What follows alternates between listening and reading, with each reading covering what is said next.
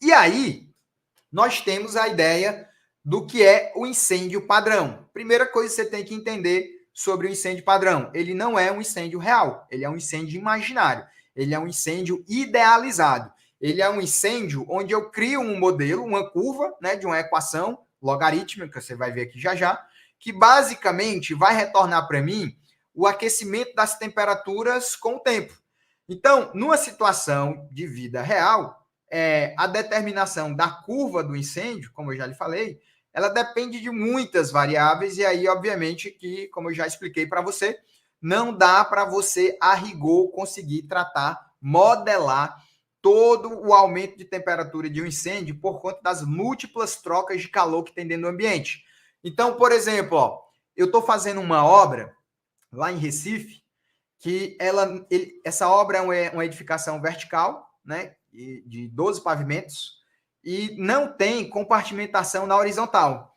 Todos os pavimentos no meio do prédio tem um buracão quadrado no meio do prédio, só uma questão estética mesmo, mas que comunica todos os andares.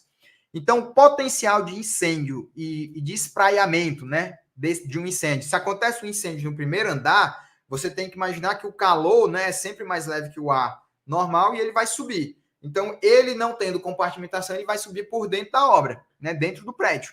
E, obviamente, na hora que esse calor sobe uma baita de uma massa quente que corre o risco de você espalhar. Corre o risco não, né? Tem um grande risco de você espalhar esse incêndio do andar de baixo para o andar de cima. Então, compartimentação horizontal é uma preocupação que se tem. E isso influencia demais a distribuição do potencial de incêndio dentro da nossa estrutura.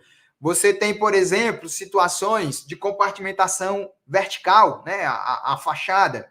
Quanto de janela tem, quanto de porta tem que dá para a fachada. Tudo isso faz a mudança da troca da taxa de oxigênio, faz uma mudança nas temperaturas que acontecem dentro do teu pavimento. Então, a norma, no caso a NBR 14432 e a NBR 15200 utiliza também, o que a gente convencionou chamar de incêndio padrão. Então, uma penca de gente ao redor do mundo, essa curva nem foi inventada por nós, tá? Só de passagem mesmo, para você entender isso. Faz-se um monte de ensaio e a gente faz uma correlação, porque no final das contas eu estou preocupado com essa temperatura máxima.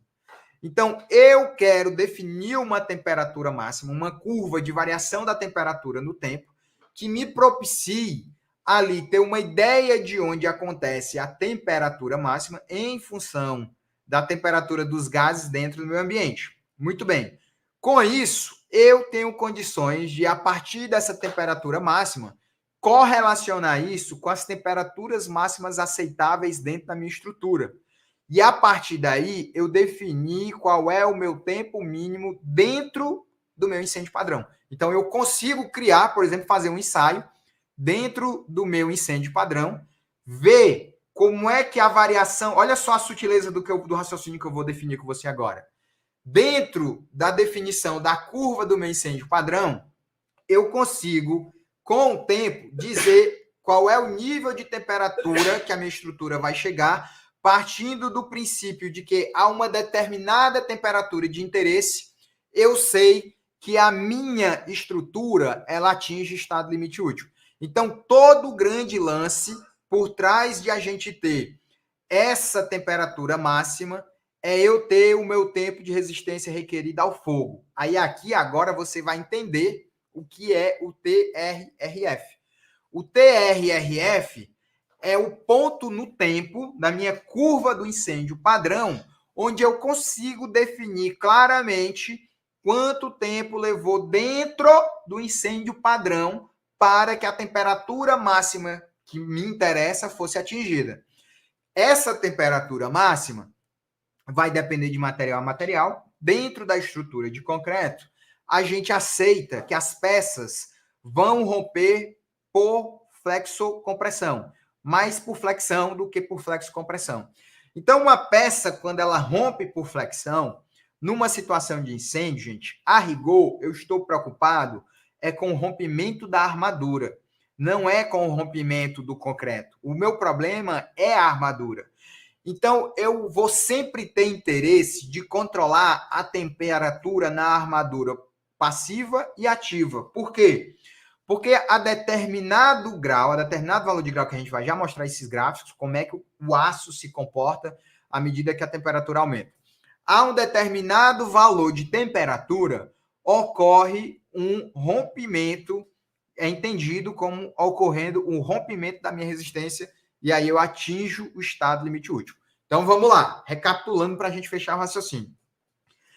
Eu tenho a situação de incêndio real, que é quase impossível de ser modelada. E aí eu idealizo o que a gente chama de incêndio padrão. Dentro dessa curva do incêndio padrão, dentro desse modelo, que é uma equação logarítmica, eu então consigo definir um valor de temperatura máxima no tempo. O tempo, a variável tempo nesse gráfico de incêndio padrão, onde eu atinjo a minha temperatura máxima, é conhecido como tempo requerido de resistência ao fogo, medido em minutos, dentro da curva de incêndio padrão, não é real. E aí eu posso correlacionar isso com a temperatura que o meu aço vai chegar, que a minha armadura vai chegar. Porque dentro de uma estrutura de concreto armado protendido, agora você já sabe que o rompimento se dá por flexão e pela atração do aço. Então, quanto mais a estrutura se aquece, à medida que esse aço que está lá embutido dentro do concreto chegar a uma dada temperatura, a gente entende que essa peça ela chegou no estado limite último dela. Ela vai romper, ela corre o risco de romper, né? O grande lance é o seguinte, o grande raciocínio agora, a grande conclusão é essa. Poxa, se eu sei que o meu problema de atingir um estado limite último na situação de incêndio é, na verdade, o aço, então eu tenho que, numa situação de incêndio, fazer prolongar o aumento da temperatura da barra, concorda? E da bainha, se for concreto protendido, né? Do cabo ou da barra. Então, se o meu problema numa situação de uma estrutura de concreto, numa situação de incêndio, é que a barra aquece, então eu tenho que criar mecanismos de não deixar a barra aquecer rapidamente. Não deixar a barra aquecer até chegar ao TRRF, que na prática é até chegar essa temperatura máxima. Show de bola! Pensa comigo, qual seria uma boa maneira de eu fazer um retardamento ou retardar o aquecimento da minha barra numa situação de incêndio? A resposta lógica e objetiva é: eu vou aumentar e controlar os cobrimentos ou o tamanho das seções das peças. E é exatamente isso que a gente faz. A gente, na prática, a norma 15200, ela vai definir para nós, ela vai dar uma metodologia de calcular o TRRF, a gente calcula o TRF da edificação, e por trás desse TRF, eu tenho que obedecer uma série de requisitos de cobrimento mínimo e de dimensões mínimas. Então, eu tenho lá possibilidades de várias curvas de incêndio, com várias temperaturas máximas, e nós vamos modelar tudo pela curva do incêndio padrão. O ponto em que atinge a minha temperatura relevante, eu chamo esse tempo fictício de TRRF, que é o tempo requerido de resistência ao fogo, beleza? É esse ponto aqui que me interessa, é esse ponto aqui que a gente vai ter lá nas nossas tabelas, dentro do meu incêndio padrão, tá bom?